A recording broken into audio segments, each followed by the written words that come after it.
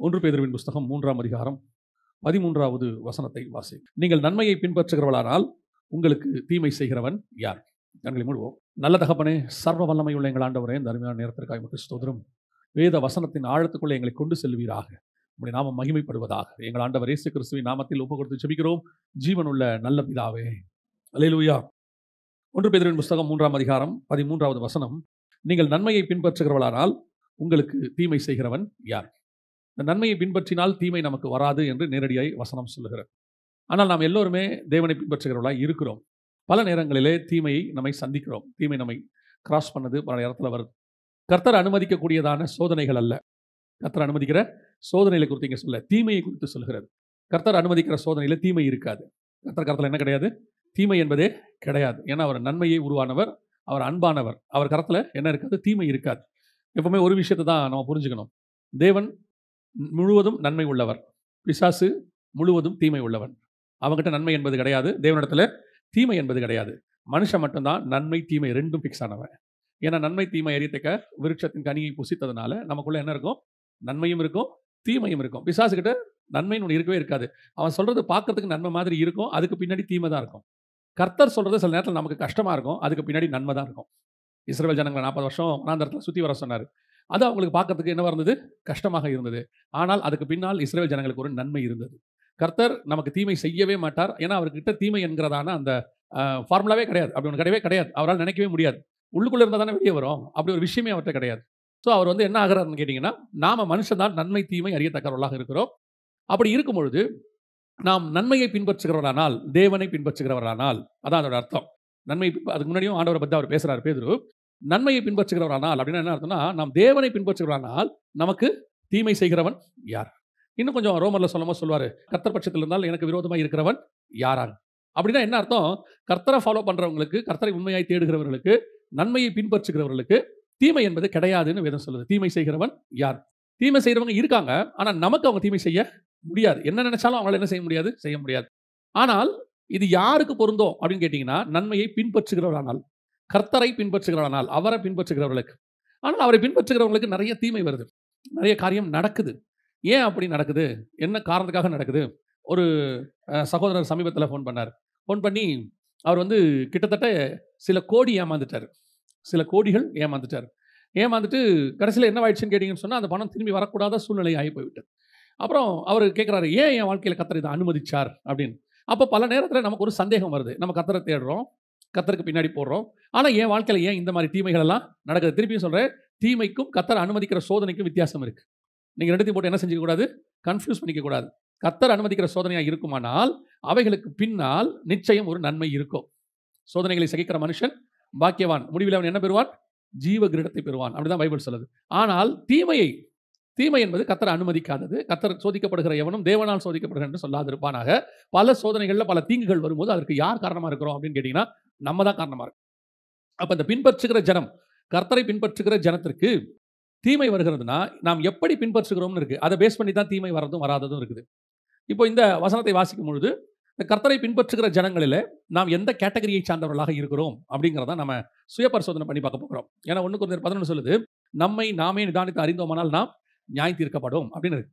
அப்போ நான் என்ன பேசிஸில் கர்த்தரை ஃபாலோ பண்ணுறேன், அதான் முக்கியம். கர்த்தரை தேடுகிறோம், எல்லாருமே கர்த்தரை தேடுகிறவங்க தான், இதில் மாற்றுக்கிறதுமே இல்லை. அவர் பேதுரு கேட்குறாரு, எல்லாவற்றையும் விட்டு உம்மை பின்பற்றினோமே, அதுவும் ஒரு வகையான பின்பற்றுதல். ஆனால் இந்த பின்பற்றுகிறதுக்கு பின்னாடி இருக்கக்கூடியதான நோக்கம் என்ன? நாம் எதனால் கிறிஸ்துவை பின்பற்றுகிறோம்? இன்னொரு குரூப் இருக்குது, சர்ச்சுக்கு ஏன் வரீங்க அப்படின்னு கேட்டால் ஒரு ஜப குறிப்புன்னு ஒன்று இருக்கும். அந்த ஜப குறிப்புக்காக வருவாங்க. அந்த ஜப குறிப்பு நிறைவேறணும்னா அவங்க காணாம போயிடுவாங்க. திருப்பி அடுத்த ஜப குறிப்பு வரும்போது கண்டிப்பாக வந்துடுவாங்க. இப்போ இயேசு சொல்கிறார்ல, சுகம் பெற்றவர்கள் 10 பேர் அல்லவா, நீ ஒருவன் மாத்திரம் திரும்பி வந்திருக்கிற. 9 பேர் சுகமானவனும் போயிட்டான், முடிஞ்சிருச்சு, என்ன ஆனானே தெரியாது. திருப்பி அடுத்த பாதிப்பு வந்தால் தான் வருவான். அதுக்கப்புறம் தான் ஆண்டவரை தேடுவாங்க. இந்த மாதிரி ஒரு குரூப் இருக்குது. ஆனால் இன்னொரு குரூப் இருக்குது, எந்த பிரதிபலனும் எதிர்பார்க்காமல் கர்த்தர் என்னை ரட்சித்தார், என்னை பாவத்தை மன்னித்தார், என்னை பரலோகத்துக்கு கூட்டு போகிறார்னு ஒரு குரூப் வருது. அப்போ இன்றைக்குமே சபைகளில் இப்படிப்பட்ட குரூப் இருக்கும் பொழுது, இந்த ஆண்டவரை ஃபாலோ பண்ணுறவங்க, பின்பற்றுகிறவர்கள் என்ன பேட்டர்னில் இருக்கிறாங்க அப்படின்னு ஒரு 3-4 பேட்டர்ன் இந்த வசனத்தை படிக்கும்போது கர்த்தர் உணர்த்தினார். முதலாவது வாசிங்க, மார்க் எழுதின சுவிசேஷம் 1ஆம் அதிகாரம் 37வது வசனம் வாசிங்க. உம்மை எல்லோரும் தேடுகிறார்கள் என்று சொன்னார்கள் அப்படின்னு இருக்கு. இப்போ ஒரு கூட்டம் இயேசுவை தேடுகிறது. எதுக்காக தேடுறாங்க அப்படின்னு பார்த்தா, அதுக்கு முந்தின வசனங்கள் எல்லாம் நீங்க படிச்சீங்கன்னா, இயேசு கிறிஸ்து என்ன பண்ணியிருக்கிறாரு, பேதுருவின் மாமியின் வீட்ல ஒரு அற்புதம் செஞ்சிருக்கிறார். அந்த அம்மாவுக்கு சுகம் கொடுத்திருக்கிறார். இதே காரியம் மத்தேயு எழுதின சுவிசேஷம் 8ஆம் அதிகாரத்திலும் சொல்லப்பட்டிருக்கு. 14 முதல் 16 வசனங்கள்ல. கொஞ்சம் மிக்ஸ் பண்ணி நீங்க கம்பேர் பண்ணி படிச்சீங்கன்னா, இதுல இல்லாத ஒரு சில வார்த்தைகள் அதுல இருக்கும். அதுக்காக உங்களுக்கு சொல்றேன். இப்போ ஓவராலா அந்த விஷயத்தை என்ன சொல்லப்பட்டிருக்குன்னா, பேதுருவினுடைய மாமி சுகமாக்கப்பட்டார்கள் அப்படின்னு இருக்கு. இப்போ அது முடிஞ்சிருச்சு, சுகமாக்கியாச்சு. அந்த ராத்திரியில பார்த்தீங்கன்னா, அதுக்கு கீழ் வசனம் வாசிச்சு பாருங்க. அஸ்தமனமான போது காலையில அற்புதம் செஞ்சிருக்கிறாரு. சாயங்காலத்துக்கு பார்த்தீங்கன்னா, அநேகர் அவரிடத்திலே வந்தார்கள். மத்தேயுல வாசிக்கும்போது ஜனங்க ஃபுல்லா வந்துட்டாங்க. நெடுநேரம் அவர்களுக்கு என்ன செஞ்சுட்டு இருந்தாரு? அங்கே அற்புத அடையாளங்களை ஆண்டவர் செய்து கொண்டிருந்தார் அப்படின்னு இருக்கு. இப்போ ஒரு பெரிய கூட்டம் அற்புத அடையாளத்தை பார்த்து வந்துருச்சு. இது வந்து அவரை அந்த இடத்துல அற்புதம் நடந்ததுக்காக நடந்ததான ஒரு ரிசல்ட், மினிஸ்ட்ரியோட ரிசல்ட் அப்படின்னு வச்சுக்கலாம். ஆனால் மறுநாள் அடுத்த வசனம் அப்படியே தொடர்ந்து வாசிங்க. அவர் அதிகாலையில் இருட்டோடே எழுந்து புறப்பட்டு வனாந்தரமான ஓரிடத்திற்கு போய் அங்கே ஜெபம் பண்ணினார். இப்போ இவரு ஏர்லி மார்னிங் எந்திரிச்சு போயிட்டார். ஜெபம் பண்றதுக்கு போயிட்டார். அநேகர் அவரை கண்டபோது, இவர்கள் சீமோனும் அவனோடு கூட இருந்தவனும் தேடி அவரை கண்டுபிடித்த போது, வாசிங்க, உம்மை எல்லாரும் தேடுகிறார்கள். இப்போ பாருங்க, இவர் அஸ்தமனமாகும் போது அற்புதம் செய்ய தொடங்கினாரு. நைட்டு முழுக்க செஞ்சிருக்காரு. இருட்டு நிறைய ரொம்ப நேரம் செஞ்சுட்டு இருந்தாரு. வசனம் சொல்லுது. இவர் ஏர்லி மார்னிங் எந்திரிச்சு பிரேயருக்கு போயிட்டாரு. ஆனா ஜனங்கள் ஏர்லி மார்னிங் இவரை தேடி வந்துட்டாங்க. என்ன பண்ணிட்டாங்க? ஏர்லி மார்னிங் தேடி வந்துட்டாங்க. அப்படின்னா இந்த கூட்டம் எதுக்காக வந்த கூட்டம் அப்படின்னு கேட்டீங்கன்னா, நேத்து அற்புதம் நடந்திருக்கிறது.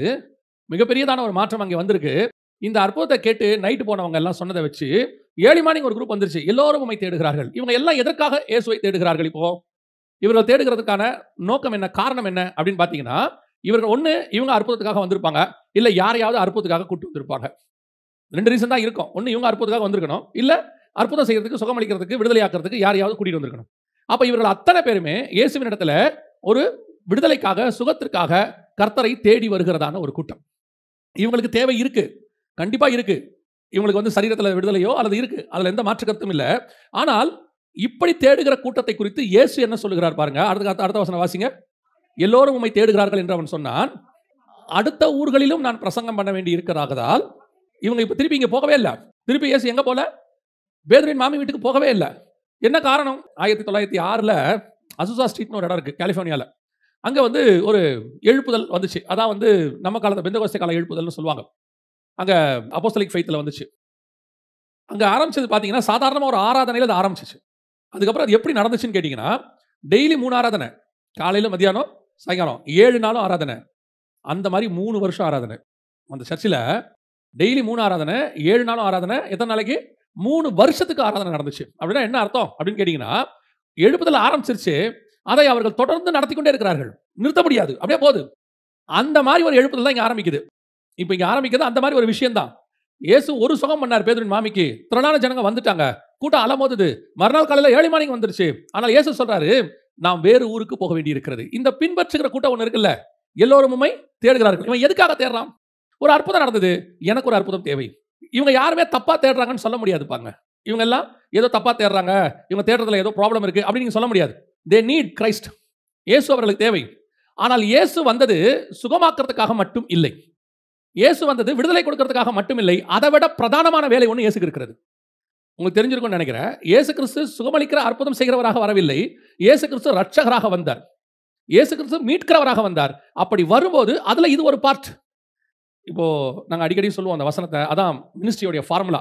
ஒரு ஆவிக்குரியவங்களா இருக்கட்டும், ஊழியக்காரர்களாக இருக்கட்டும், அவங்களுடைய ஃபார்முலா தான். மார்க் எழுதின சுவிசேஷத்தில் 3ஆம் அதிகாரம், மார்க் எழுதின சுவிசேஷம் 14-15 வாசிங்க. அப்பொழுது அவர் 12 பேரை தெரிந்து கொண்டு அவர்கள் தம்மோடு கூட இருக்கவும். ஃபர்ஸ்ட் என்னவா இருக்கும்? 12 அப்போஸ்தலர்களை தெரிந்து கொள்ளுகிறார். அவர்கள் முதல்ல என்ன இருக்கணும்? தம்மோடு இருக்கவும், பிரசங்கம் பண்ணும்படியாக தாம் அவர்களை அனுப்பவும். ரெண்டாவது பிரீச்சிங். ஃபர்ஸ்ட் ஆண்டவரோட இருக்கிறது, ரெண்டாவது வேர்ட் ஆஃப் காட் பிரீச்சிங். அப்புறம் வியாதிகளை குணமாக்கி பிசாசுகளை துரத்தும்படி அவர்கள் அதிகாரமுடையவர்களாக இருக்கவும் அவர்களை ஏற்படுத்தினார். இப்போ அவங்களுடைய ஏற்படுத்துதல், அவங்களை உருவாக்கி ஒரு செட் பண்ணி வைக்கிறது எதுக்காக? அப்போஸ்தலர் ஊழியத்தினுடைய மேப், அமைப்பு. இதுதான் எல்லா மினிஸ்ட்ரிக்கு எல்லா ஆவிக்குரியவர்கள். நீங்க சின்ன ஊழியம் செய்றீங்க, பெரிய ஊழியம் செய்றீங்க அப்படிலாம் சொல்றோம்ல, அப்படி ஒரு பைபிள்ல இல்ல. எல்லா ஊழியமும் ஒரே ஊழியம் தான், இல்லையா?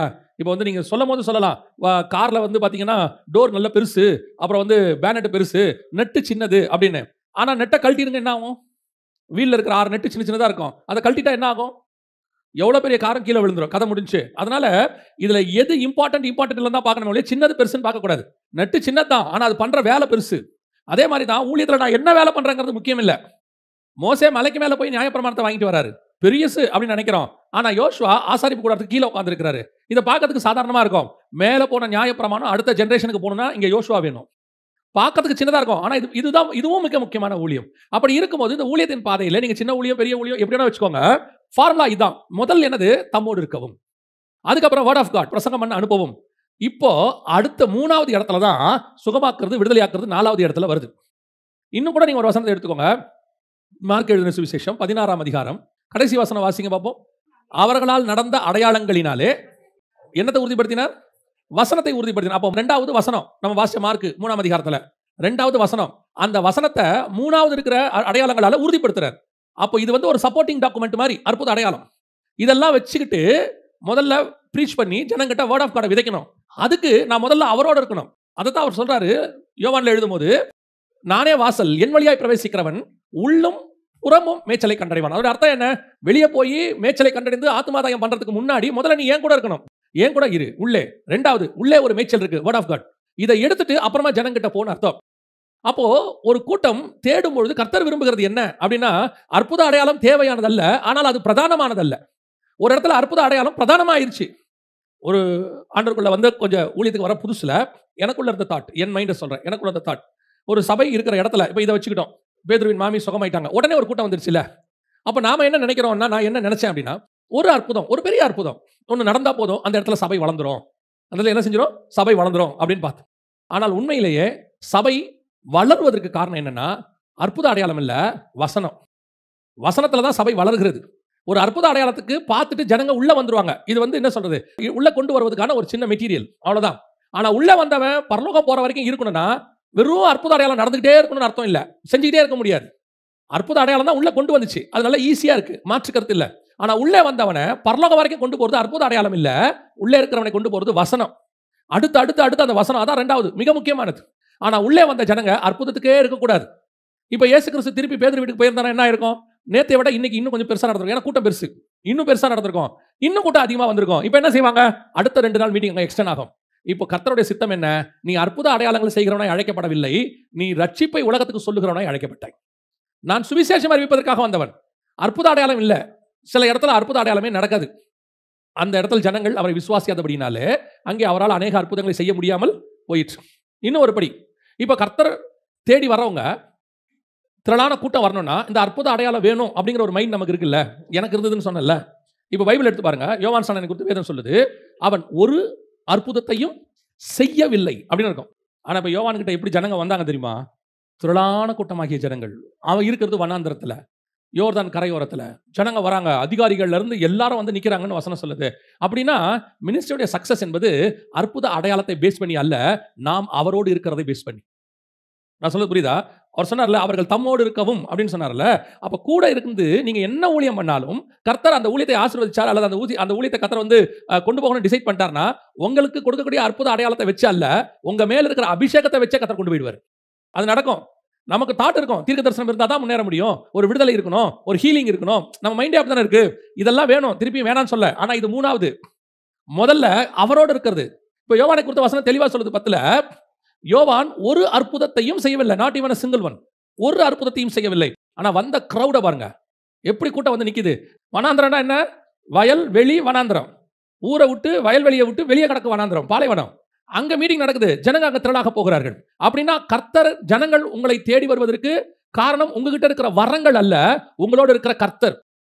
கர்த்தர் உங்ககிட்ட இருந்தாருன்னா நான் சொல்லுவேன், உங்களுக்கு எங்க இருந்து ஜனங்களை கர்த்தர் கொண்டு வருவார். அதே மாதிரிதான் கர்த்தர் உன்னோடு கூட இருந்தால் கர்த்தர் எப்படியும் உங்களை ஆசீர்வதிக்க வல்லமை உள்ளவராக இருக்கிறார். நீங்க அற்புதத்தால தான் சபை நடத்தணும், ஊழியர் நடத்தணும் முடிவு பண்ணிட்டீங்கன்னா திருப்பி திருப்பி வாரம் அற்புதம் நடந்துட்டே இருந்தா ஜனங்க இருப்பாங்க. ஆனா வசனத்துல ஜனங்க வர தொடங்கிட்டாங்கன்னா, வசனத்துக்கு ஒரு குரூப் வந்துருச்சுன்னா, இவனுக்கு அற்புதம் நடந்தாலும் நடக்காவிட்டாலும் அவன் அங்கே இருப்பான். அவனுக்கு அற்புதம் கிடைச்சா எக்ஸ்ட்ரா போனஸ், அது அவனை அசைக்க போகிறதே இல்லை. அப்ப முதலாவதாக உம்மை பின்பற்றுகிறார்கள் அப்படின்னு சொன்னவன இயேசு சொன்னார், நம்ம வேற ஊருக்கு போலாமா? ஏன் இவன் எல்லாம் அற்புதத்துக்கு பின்பற்றுறவன், அற்புதம் பெற்றா என்ன செஞ்சிருவான்? போயிடுவான், அவ்வளவுதான். அதுக்கப்புறம் வரமாட்டான். 9 பேர் போயிடுவான், ஒருத்தன் வருவான். நாம வேற ஊரை பார்ப்போம். ஏன்னா நம்ம வந்தது அற்புத அடையாளம் செய்வதற்கு அல்ல, நம்ம வந்தது சுவிசேஷத்தை பிரசங்கிப்பதற்கு. அல்லேலூயா. 2வது வாசிங்கள், மத்தேயு எழுதின சுவிசேஷம் 8ஆம் அதிகாரம் 19-20 வாசிங்கள். அப்பொழுது வேதபாரகன் ஒருவன் வந்து, போதகரே, நீர் எங்கே போனாலும் உம்மை பின்பற்றி வருவேன் என்றான். அதற்கு இயேசு, நரிகளுக்கு குழிகளும் ஆகாயத்து பறவைகளுக்கு கூடுகளும் உண்டு, மனுஷகுமாரனுக்கோ தலை சாய்க்க இடமில்லை என்றார். உமக்காக நீர் எங்கே போனாலும் உம்மை நான் பின்பற்றுவேன். அப்ப இவன் அற்புதத்துக்காக வந்தவனே கிடையாது. இவன் ஆண்டவரே எனக்கு அற்புதம் செய்யுங்க, அடையாளம் செய்யுங்க, அப்படி வந்த குரூப் கிடையாது. இது வேற ஒரு குரூப். இவன் எதுக்காக வந்தான் நமக்கு தெரியவே இல்லை. அந்த இடத்துல இல்லவே இல்லை. 2 இடத்துல இது இருக்கு. 2 இடத்துலையுமே இவனை பத்தி அந்த இடத்துல என்ன செய்யல, சொல்லப்படவே இல்லை. அப்ப இவன் எதுக்கு ஃபாலோ பண்ணானா, இயேசு கிறிஸ்து பதில் அதை நிரூபிச்சிடுறாரு. அவன் எதுக்கு ஃபாலோ பண்ணான்னு. அடுத்த வசனம் வாசிங்க 20. அதற்கு இயேசு, நரிகளுக்கு குழிகளும் ஆகாயத்து பறவைகளுக்கு கூடுகளும் உண்டு, மனுஷகுமாரனுக்கோ தலை சாய்க்க இடமில்லை என்றார். இவரை பின்பற்றினா செட்டில் ஆயிடலான்னு வந்திருக்கிறார்.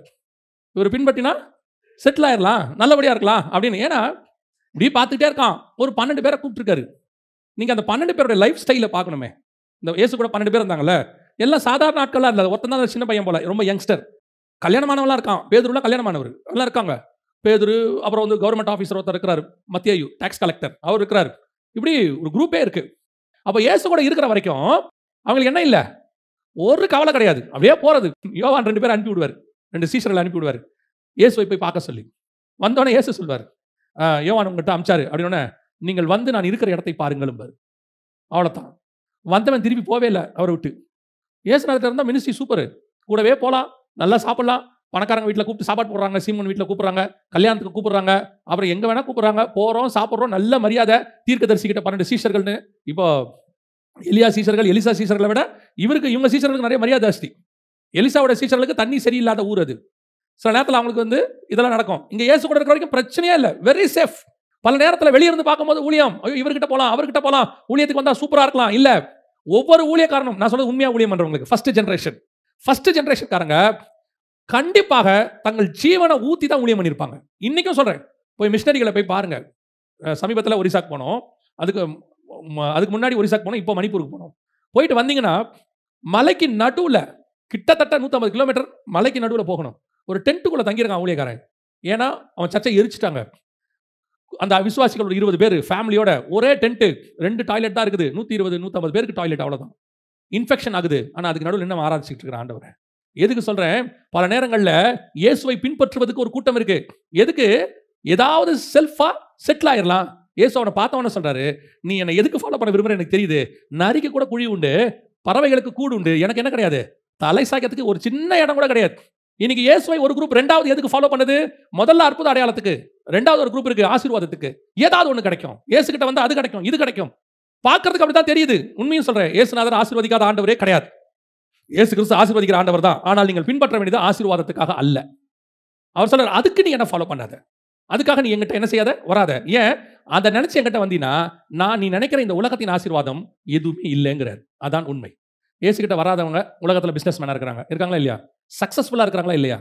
உலகத்தில் நம்மளை விட பெரிய போஸ்டிங்கில் இருக்கிறவங்க இருக்காங்க இல்லையா? இருக்காங்க தானே? நம்மளை விட பெரிய பணக்காரங்க இருக்கிறாங்கல்ல, நம்மளை விட நல்லா இருக்காங்க உலக பிரகாரமாக. ஆனால் அவங்ககிட்ட இல்லாத ஒன்று நம்மகிட்ட இருக்கு. அதுதான் கிறிஸ்து கொடுக்குற சமாதானமும் சந்தோஷம். அவங்ககிட்ட இருக்க பணம் நம்மகிட்ட இருக்கு, ஆனால் பணத்தோட சந்தோஷமும் சமாதானமும் கூட இருக்கிறது. சில நேரத்தில் நம்மகிட்ட பணம் இருக்காது, ஆனால் சந்தோஷம் சமாதானம் கூடவே இருக்கும். எவ்வளோ சூழ்நிலைகள் நம்ம கிராஸ் பண்ணி வந்திருக்கிறோம். அந்த சூழ்நிலைகள் எல்லாம் போதுங்கிற நிலைமைக்கு நம்ம வந்திருக்கும் போது, இல்லை கிறிஸ்துவை விட்டு நம்ம போகாமல் இருப்பதுக்கு காரணம் பணம் அல்ல, நம்மகிட்ட இருக்க ஆஸ்தி அல்ல, பட்டம் அல்ல, பதவி அல்ல, நம்மகிட்ட இருக்கிற கிறிஸ்துவினுடைய சந்தோஷம் சமாதானம். இந்த மாதிரி காரியத்துக்கு தான் கிறிஸ்துவை பின்பற்றணும். இன்னைக்கு ஒரு குரூப் எதுக்கு பின்பற்றி இருக்குது? ஏதாவது கிடைக்குங்க, ஆண்டவர் கைவிட மாட்டாரு. ஆண்டவர் இன்னொரு குரூப் உங்களை அப்படியே வஞ்சிக்கவும் தொடங்கிருச்சு. என்ன சொல்லி வஞ்சிக்க தொடங்கிருச்சு தெரியுமா? கேளுங்க, கிளைம் பண்ணுங்க, ஆண்டவர் கண்டிப்பா உங்களுக்கு தருவார். இப்போ சொல்றேன், ஆண்டவர் உங்களுக்கு தருவார், கிளைம் எல்லாம் பண்ணாதீங்க, தேவையே இல்லை, கேட்கவே கேட்காதீங்க. நாங்கள் இப்படி சொல்றீங்க, ஆண்டவரை கேளுங்கள் தரப்படும் சொல்றாரு. அவர் கீழானவைகள் அல்ல மேலானவைகளை நட சொல்லியிருக்காரு. அவர் சொன்ன கேளுங்கள் தரப்படும் என்பது பரிசுத்த ஆவியை குறித்து. ஒரு இடத்துல கூட இயேசு பணத்தை கேட்க சொல்லல. இப்போ நம்ம பேதுரு வந்து சொல்றாரு, 5000 பேருக்கு சாப்பாடு போடணும், அனுப்பிவிடும். ஐயோ பசியா இருக்கிறாங்கப்பா, நீயே சாப்பாடு கொடு. அவன் சொல்றான், இல்லை 200 பணம் ஆகும். சரியா? அப்போ இயேசுகிட்ட ஒரு ஆப்ஷன் இருக்குல்ல. என்ன ஆப்ஷன் இருக்குது? 200 பணம் வேணும்னு சொன்ன உடனே, ஏப்பா நீ நேராக சகையை போய் பாரு, பாஸ்டர் கேட்டார்னு கேளு. சொல்லாமா இல்லையா? சீமோன்னு ஒரு பணக்காரன் இருக்கான், அவனை போய் பாரு, நான் கேட்டேன்னு சொல்லு. தருவானா மாட்டானா? 100க்கு அதிபதி. அப்புறம் யவீரு, எத்தனையோ பேரை யாருக்கு தெரியும்? கர்த்தருக்கு தெரியும். நிறைய. இப்போ நீங்க லூக்கா 8:2 வாசிங்க. அவர் பொல்லாத ஆவிகளையும் வியாதிகளையும் நீக்கி குணமாக்கின சில ஸ்திரீகளும் 7 பிசாசுகள் நீங்கின மகதலேனாள் என்னப்பட்ட மரியாளும். நல்லா கவனிங்க, ஏரோதின் காரியக்காரனான, நமக்கு தமிழ்ல காரியக்காரனா தெரியாது. இப்போ ஆபிரகாம் சொல்றாருல்ல எலியேசரை பத்தி, என் வீட்டு விசாரணை கர்த்தனாக இருக்கிறானே அப்படின்னு இருக்குல்ல, அது மாதிரி ஒரு ஆளு. அவனுடைய மனைவி அடுத்து, தங்கள் ஆஸ்திகளால் அவருக்கு ஊழியம் செய்த அப்படின்னு இருக்கு. சோ நிறைய ஆஸ்திகள்னா சொத்து காரியங்கள், இதை வச்சு அவருக்கு ஊழியம் பண்ணியிருக்கிறாங்க, கொடுத்துருக்காங்க.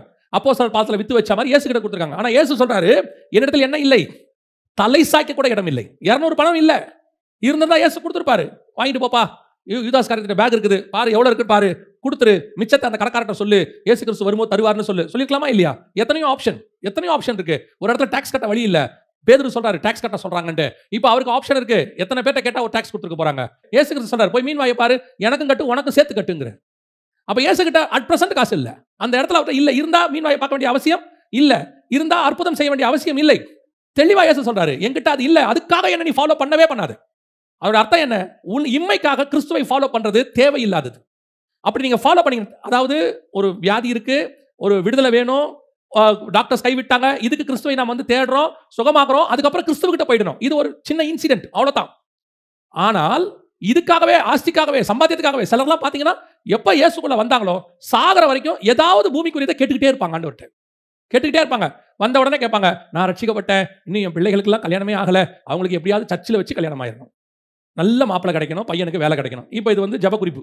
சாவர வரைக்கும் ஏதாவது இயேசுகிட்ட பின்னாடி கேட்டுக்கிட்டே இருக்கும். அவர் சொல்றாரு, இதுக்காகவா நீ என்ன ஃபாலோ பண்ற? உண்மை உள்ள மனுஷன் பரிபூர்ண ஆசீர்வாதங்களை, நீ உண்மையாயிரு, எல்லா ஆசீர்வாதத்தையும் கர்த்தர் கொடுக்க வல்லமை உள்ளவர், நீ கேட்காமே கொடுப்பாரு. அது வந்து ஃபார்முலா. இப்போ நீங்க கேட்டா இந்த நவம்பர் டிசம்பர்ல மழை பெய்யுது, நீங்க வேணும்னாலும் வேணாலாட்டம் அந்த தென்மேற்கு பருவ காற்று என்ன சொல்றாங்க, அது வரும்போது ஆட்டோமேட்டிக்கா மழை வருது இல்ல, நம்ம கேட்காம மே மாசம் வெயில் வருது இல்ல, அதே மாதிரி தான் உங்க ஆசீர்வாதமும் நீங்க கேட்காம பரலோகத்துல இருந்து வரும். அது டிஃபால்ட் போட்டு வச்சது ஃபார்முலா. நீ வந்து தாய் தகப்பனை கனம் பண்ணா உனக்கு வரும், அவ்வளவுதான். கள்ளத்தராசு இருக்காம இருந்தா உனக்கு வரும், அவ்வளவுதான். அது செஞ்சா இது நடக்கும். இதைத்தான் நம்மளை விட நிறைய உலகத்தார் உண்மையா இருக்கிறாங்க. அதனால கர்த்தர் அவங்களை ஆசீர்வதிக்கிறார். பலர் உலக ஆசீர்வாதத்துக்காக, உலக தேவைக்காக கடைசி வரைக்கும் இப்படியே தான் ஜெபம் பண்ணிட்டு இருக்கான். கணவனுக்காக, மனைவிக்காக, பிள்ளைக்காக, அதுக்கப்புறம் அடுத்த பேர பிள்ளைக்காக, அடுத்த அந்த ஜெனரேஷன் அவங்க அதுக்கு ஜெபம் பண்ண போறாங்க. ஆண்டவர் சொல்றாரு, இதுக்காக என்னை நீங்கள் பின்பற்ற வேண்டாம். இம்மைக்காக பின்பற்றுவர்களாக இருந்தால் நாம் எப்படி இருக்கிறோமா? பரிதவிக்கப்பட்டவர்களாக இருக்கிறோம். கடைசியாக இன்னொரு காரியத்துக்காக பின்பற்றுகிறாங்க. அதுலயுமே ஒரு மாற்றத்தை கர்த்தர் சொல்றார். வாசிங்க, யோவான் 7:53 வாசிங்க. பின்பு அவர்கள் தங்கள் வீட்டுக்கு போனார்கள். யாரை பத்தி சொல்லப்பட்டிருக்கு அப்படின்னு பாத்தீங்கன்னா, இவங்க அற்புதத்துக்காக, அடையாளத்துக்காக பின்பற்றினவங்க இல்ல. அடுத்து இவங்க ஒரு இம்மைக்குரிய காரியத்திற்காகவோ அல்லது தேவைக்காகவோ பின்பற்றினவங்க இல்ல. தெளிவா இருக்கு. இவங்க யாரை பத்தி சொல்லப்பட்டிருக்கு? அந்த அந்த 51 வாசிங்க. ராத்திரியிலே அவரிடத்திற்கு வந்தவனும் அவர்களில் ஒருவனுமாகிய நிக்கோதேமு என்பவன் அவர்களை நோக்கி, ஒரு மனுஷன் சொல்வதை கேட்டு அவன் செய்கைகளை அறிகிறதற்கு முன்னே அவனை ஆக்கினைக்குட்படுத்தலாம் என்று நம்முடைய நியாயப்பிரமாணம் சொல்லுகிறதா என்றான். யார் வந்தது? நிக்கோதேமு. இவன் எதுக்காக வந்தான்? இவன் அற்புத அடையாளத்துக்காக வரவில்லை. எதுக்காக வரல? அற்புத அடையாளத்துக்காக வரல. இரண்டாவது, தேவைகளுக்காக வரல. இவன் கிறிஸ்துவையே பார்க்கும்படி வந்தான். வந்தது எதுக்கு வந்தான்? கிறிஸ்துவ பத்தி சொல்றாங்களே, இவர் கிறிஸ்துவா அப்படின்னு பார்க்கறதுக்கு தான் வந்திருக்கிறான். சோதிக்கிறதுக்கு தான் வந்தான். வசனத்தை கேட்க தான் வந்தான். மாற்றுக்கருத்தே இல்ல. இவனுக்கு இம்மைக்கான காரியமே இல்ல. ஆனா அந்த வசனம் எப்படி சொல்லுது? கடைசி வசனம் 52, 53. அதற்கு அவர்கள், நீரும் கலிலேயனோ? கலிலேயாவிலிருந்து ஒரு தீர்க்கதரிசியும் எழும்புகிறதில்லை என்பதை ஆராய்ந்து பாரும் என்றார்கள். இவங்களும் வசனத்தை கேட்க வர குரூப் தான்.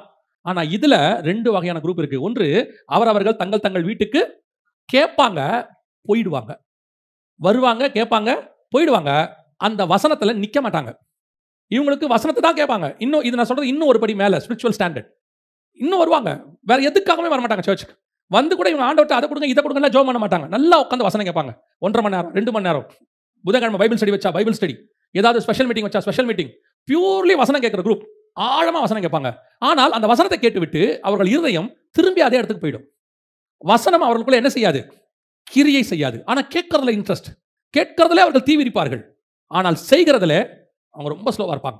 அப்படி ஒரு குரூப் இருக்கு. இது அதுக்கு அடுத்த குரூப். அவரை பின்பற்றின வந்தவங்க தான். ராத்திரியில வரா, யோசிச்சு பாருங்க. பகல்ல வந்தா யாரா பார்த்து கண்டுபிடிச்சிருவாங்க. யூதர்கள் பார்த்தா, பரிசேயர் பார்த்தா பிரச்சனை ஆயிரும்னு வெயிட் பண்ணி நைட்ல வந்து பார்க்கறான் இயேசுவை. ஆனால் வந்தவனுக்கு விளக்கம் கிடைக்குது. இப்ப அவர் சொல்ற பதில் எல்லாம் கிடைக்குது. கேட்டாலும் அவரோடு கூட அவன் இல்லை, போயிட்டான். காரணம், இவர்கள் வசனத்தை கேட்கிறவர்கள், ஆனால் அதன்படி செய்கிறவர்கள் அல்ல. இப்போ சாலமோனுக்கு ஞானம் வெளிப்பட்டதா இல்லையா? ஞானம் வெளிப்பட்டது. பைபிளில் பார்த்தீங்கன்னா சில புக் எல்லாமே சாலமோன் தான். நீதிமொழிகள், அப்புறம் வந்துட்டு பிரசங்கி, அப்புறம் உன்னதப்பட்டு, இதெல்லாம் இருக்கு. இன்னும் சாலமோனுடைய ஞானம்னு இன்னும் சொல்றாங்க. நம்ம பைபிளில் இல்லை, நிறைய எழுதியிருக்காங்க. ஏன் எபிரேயர் 11 சாலமோனுடையதான பெயர் இல்லை? எபிரேயர் 11:32 வாசிங்க. பின்னும் நான் என்ன சொல்லுவேன்? கிதியோன், பாராக், சிம்சோன், யெப்தா, தாவீது, சாமுவேல் என்பவர்களையும் தீர்க்கதரிசிகளையும் குறித்து நான் விவரம் சொல்ல வேண்டுமானால் காலம் போதாது. இவ்வளவு பேர் இருக்குதே, ஏன் சாலமோன் பேர் இல்லை அதுல?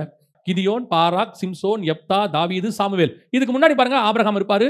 ஆபிரகாமுக்கு முன்னாடி நோவா இருப்பாரு. நோவாக்கு முன்னாடி ஏனோக்கு இருப்பாரு. அதே அதிகாரத்துல ஆபேல்ல ஆரம்பிக்கும் 3வது வசனத்துல. ஆபேல், அப்புறம் ஏனோக்கு, அப்புறம் நோவா, அதற்கு பிறகு ஆபிரகாம், ஈசாக்கு, யாக்கோபு, சாராள், அதுக்கப்புறம் மோசே, யோசேப்பு, எல்லாம் வருவாங்க. எல்லாம் வந்து கடைசியா இந்த குரூப் வந்து முடியும். சாலமோன் பேர் மட்டும் இருக்காது.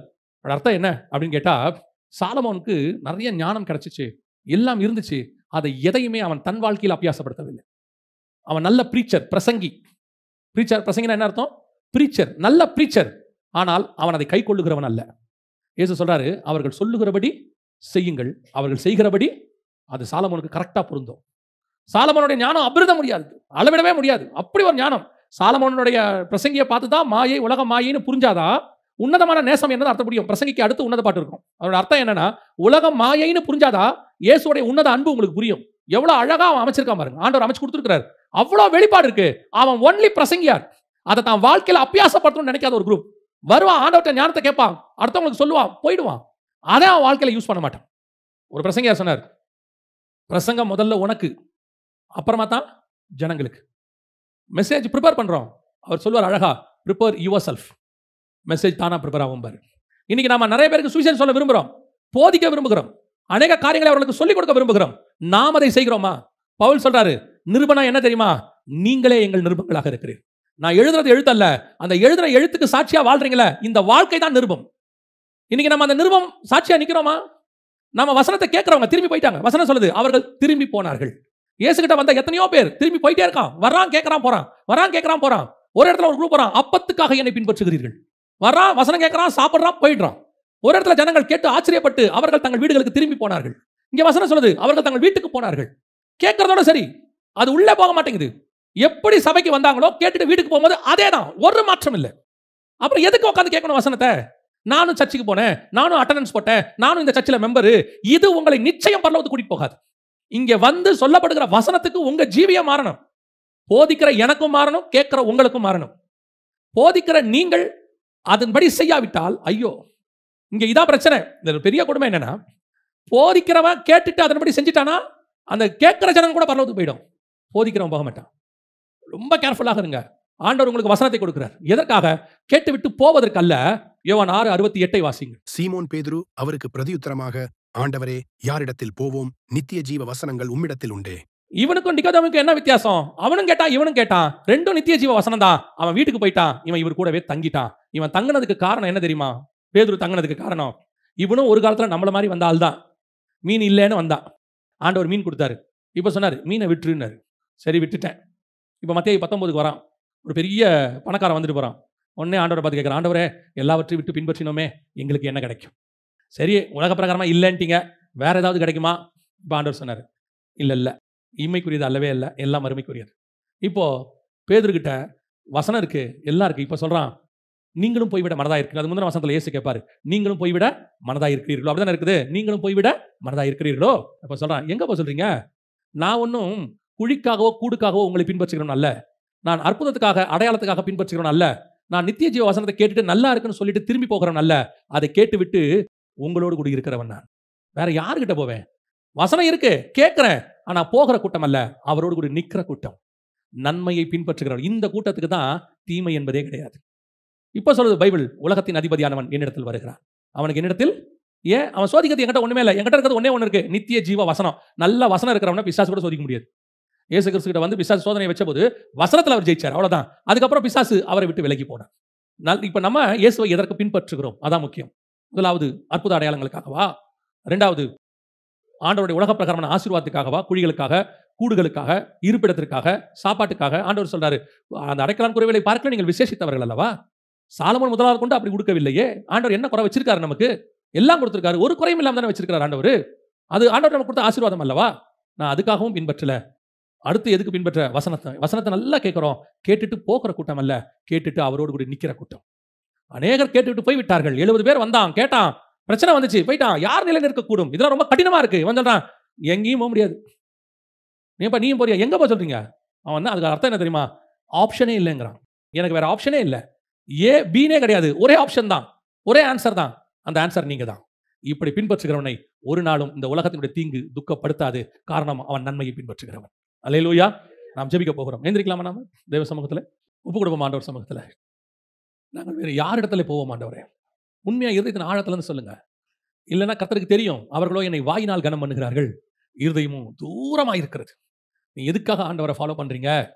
நீங்க ஆண்டவரை ஃபாலோ பண்ற காலத்துக்கு முன்னாடியிலிருந்தே உலகத்துல நீங்க எவ்வளோ காரியங்களை வச்சிருந்தீங்க. இங்க வந்தும் அதுதான் கேட்க போறீங்கன்னா என்ன இருக்கு யோசித்து பாருங்க.